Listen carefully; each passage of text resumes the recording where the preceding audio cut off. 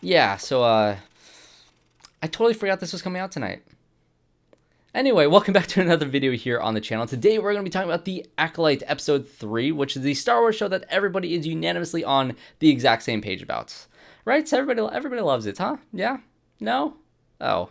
But if you watched my last video talking about the first two episodes of this show, you know that I was interested in the show. I did like it quite a bit, but I wasn't completely sold on the mystery or the show in general just yet. But when it comes to TV, I always like giving a show the 3-episode rule. If you're not sold by the show by the 3rd episode, you know, I fully expect you guys, or I fully understand if you guys want to bail at this point, but at least give a show 3 episodes. And after this, I'm sold. I actually really dug the mystery and the tone and the, I guess, entire backstory and the themes about religion and politics in this episode in the world of Star Wars I thought was extremely interesting. And so I will, of course, be getting to spoilers for the Acolyte Episode 3 if you have not seen it on Disney+. If you haven't seen the show in general on Disney+, I think I'm at the point where I would recommend it, although I do hold the caveat of saying that, you know, it is a mystery show. If it doesn't stick its landing by the end of it, I do think that could ruin an entire show's mystery if it doesn't stick the landing, so I guess we'll see here in the future. But I do have a lot of theories and a lot of ideas on where this can go, so of course, spoilers ahead. So let's just jump right into this episode, which is completely a flashback 16 years prior to the events that we saw in the last episode, and we're following Osha and May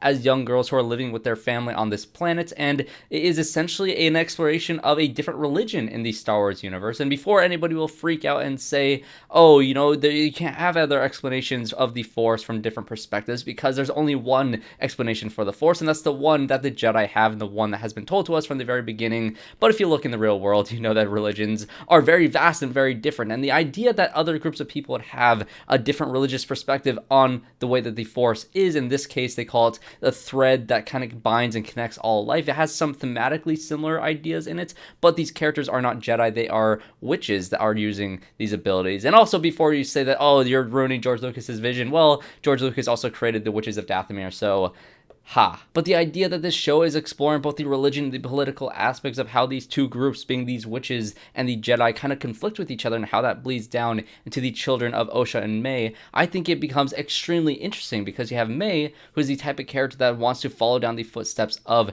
her mothers and to become a witch, to do the ascension, to rise up and become one of the witches. But on the opposite side of the very same coin, you have Osha, who doesn't want to go down through the ascension. You can tell that she's very, I don't know if skeptical is the right word, but she's very much not as passionate about this as, you know, her sister is. And so she has all these doubts. She has all these conflicting thoughts on, you know, wanting to become a Jedi instead. She has a notebook where she has a sketched out Jedi symbol that she is kind of dreaming about going out into the galaxy and exploring these worlds and to become a Jedi like Luke Skywalker and Anakin Skywalker before her, or I guess after her. But this character is, you know, dreaming in the stars. Her head is completely in a different place. And so now you have these two sisters, one of which is kind of, you know, going away from the religion that she grew up in and is kind of interested in a different religion, which the idea of that, although I'm not a religious person, I think, you know, if you do grow up in a religious family and you have, you know, different thoughts and you have a different path that you want to go down, and maybe you join a different religion, or maybe you become agnostic, or whatever that happens in your life,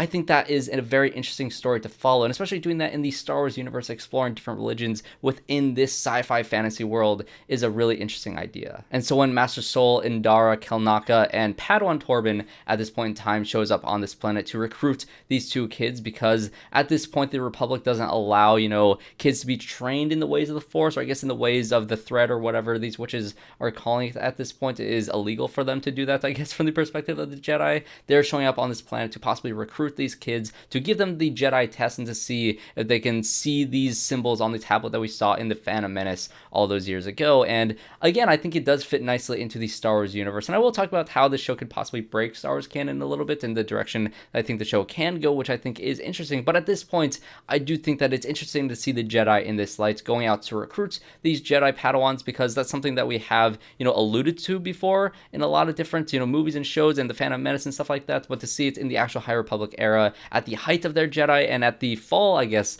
of the height of the Jedi, is interesting as well. But of course, with the last two episodes, we know that something is going to go wrong. There's certain things that we do know is definitely going to happen. We know that Osha is going to go with the Jedi. We know that May is going to be presumed dead in this moment, that Soul and and Osha are going to see May supposedly die at this time. There's going to be a fire that burns everything down and kills, their mothers and kills the rest of these people that live in this place. And we know that this is just going to go sour in a lot of different ways. But I think what this episode does extremely well as compared to the last two episodes is that mystery just deepens here in a much more interesting way. Because yes, we didn't necessarily find out too much new information here. We got to see exactly what happens. But what is interesting about this episode is that it is fully focused on the perspective of Osha in this case, where we get to see, her thoughts and how she was kind of forming in this time in her life and how she was kind of diverting from the path of her mother and her sister in a way that was very different from this culture. And, we're following her entire perspective the entire time, especially when it comes to the ending and May shows up, after the test has been taken and Osha decided to, pass the Jedi test because she is passionate about that. And she has a really great conversation, by the way, from her mother that I thought was really great. Jodie Turner-Smith plays Mother ANISEYA in this episode, which her performance was phenomenal in this. I had to really praise, especially this conversation, especially the young actress that plays the younger Osha and May, especially in this scene in particular. I thought that this kid did a great job bouncing off, Jodie Turner-Smith, who is a very established actor in the industry, especially when it comes to television, in general. And I thought that scene was great. But as soon as all this stuff ends and, Osha has decided to go on with the Jedi and her mother also accepted the fact that she's going to go on with the Jedi, May shows up and says that I'm not going to let you go. I'm going to have to kill you. And, starts this fire outside of her door, causing, this entire place to go up ablaze. Osha finds her way out of this room into this, overall, I guess, control center of whatever facility that they're in. As things start to collapse, she sees May on the other side of this broken bridge fall down into the depths while Master Soul saves her from falling. That kind of mirrored the exact scene that happened in, I think it was the first episode, where Soul kind of saved Osha once again from falling off a cliff. So I think there's some really nice visually,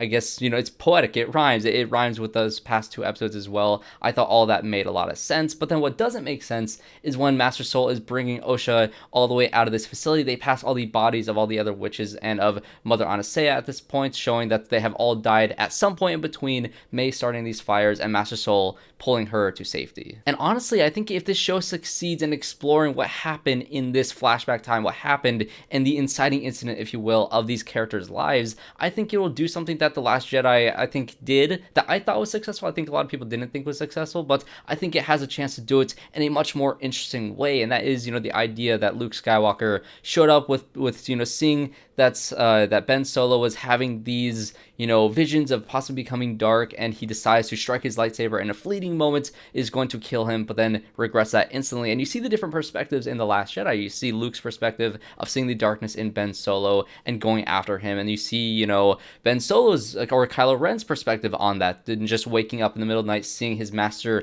angry and vengeful and ready to strike him down, and that different perspective caused this rift between them. That's what's the inciting incident of those characters' lives, and that was just in a brief moment in some exposition in The Last Jedi, which again, I do like The Last Jedi, I like that moment, but if you gotta see exactly what Luke saw in Kylo Ren, or if you gotta see more of, Kylo Ren's training in this point, and how, maybe that's Snoke or Palpatine or whatever they decided to do in the canon of those sequels, is manipulating him at this point in time, and if we saw a lot more of that stuff, I think it could have sold that twist, or that's, I guess, turn a lot better. And that's exactly what I see here, and that is my first theory that I have in this, because yes, we have the Jedi in here. From Osha's perspective, she thinks that May started this fire that killed all of her family, and she was taken and saved by the Jedi. From the Jedi's perspective, what we know, at least what they tell Osha, is exactly that May started a fire, and they tried to do whatever they tried to do, but they were only able to save Osha, and they passed through all these bodies, and, now you're taking Osha away from them. But then, of course, that Master Torbin drank that poison willingly in the second episode, showing that clearly they regret whatever they did in this sequence. Whatever their perspective is that we will learn later on in this series is definitely going to be very interesting to see if they lied about what they saw, if, they were the ones who wiped out this other religious cult, and maybe that was the reason why they were on this planet in the first place, and maybe they went over to these kids because they didn't want to kill children, so they tried to recruit the children.